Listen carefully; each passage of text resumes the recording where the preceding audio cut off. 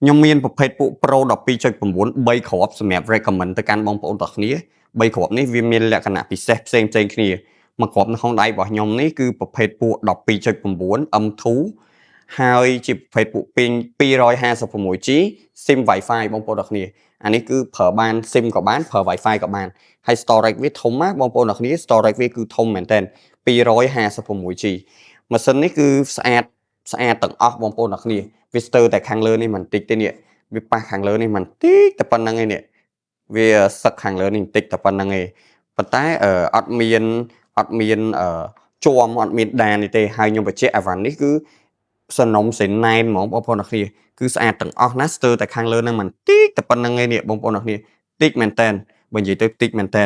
មើលអត់ថតមើលអត់ចង់ឃើញទេបើតតែមើលខាងក្រៅឲ្យផលិតមិនមើលឃើញអានេះគឺពណ៌ប្រាក់ 256G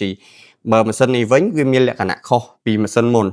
តែលក្ខណៈដែលដូចគ្នាគឺវា Pro M2 ដូចគ្នា 12.9 ដូចគ្នាប៉ុន្តែអានេះគឺបានតែ 128G ទេហើយប្រភេទពួក Wi-Fi only អានេះគឺប្រើបានតែ Wi-Fi ទេអញ្ចឹងមួយគ្រាប់នេះគឺ save លុយបានច្រើនបើយើងប្រៀបធៀបមួយគ្រាប់មុនគឺវា save បានច្រើនបងប្អូនអរគ្នាខ្ញុំបញ្ជាក់អានេះគឺ 12.9 ដល់ពេលដៃខ្ញុំមកខាងកាន់ទូរស័ព្ទមកខាងកាន់ iPad អញ្ចឹងវារៀងពិបាកថតណាគឺពិបាកថតមែនតើអានេះគឺធំអញ្ចឹងអានេះគឺស្អាតទាំងអស់ណាអត់មានអីកន្លែងអីត្រូវស្ទើរទេប៉ុន្តែអានេះគឺ 128G ហើយ Wi-Fi លក្ខណៈពិសេសរបស់វាគឺវា storage ធំល្មមអញ្ចឹងវា save លុយណាអានេះគឺ save លុយខ្លាំងហ្មងហើយមួយគ្រាប់នេះវិញបងប្អូនអ្នកគ្នាមួយគ្រាប់នេះគឺ 128G ដែរប៉ុន្តែវាបានប្រើ SIM បានប្រើ Wi-Fi បានណាអានេះគឺប្រើ SIM Wi-Fi ប្រភេទពួក iPad Pro M1 សំទោសណាប្រភេទពួក M1 ប្រើ SIM ក៏បាន Wi-Fi ក៏បានហើយ storage វា 128G អានេះគឺសម្រាប់បងប្អូនទាំងអស់គ្នាដែលត្រូវការពណ៌សគឺត្រូវហើយអានេះគឺពណ៌សឬក៏ពណ៌ប្រាក់បងប្អូនទាំងអស់គ្នាមានតម្រូវការអាចមកមើលបានណាអានេះគឺ M1 គឺ spec ដែលបងប្អូនចូលចិត្តប្រើមែនតើ M1 ក៏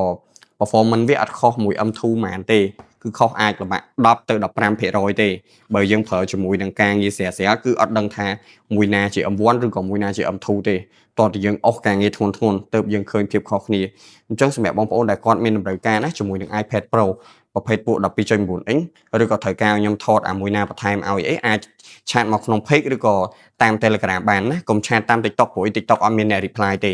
ពួកខ្ញុំ reply ឆាតតាមរយៈ Telegram ហើយនៅក្នុង page អូខេតាម TikTok អត់មានអ្នក reply ទេអូខេអរគុណច្រើនបងប្អូនអរគ្នា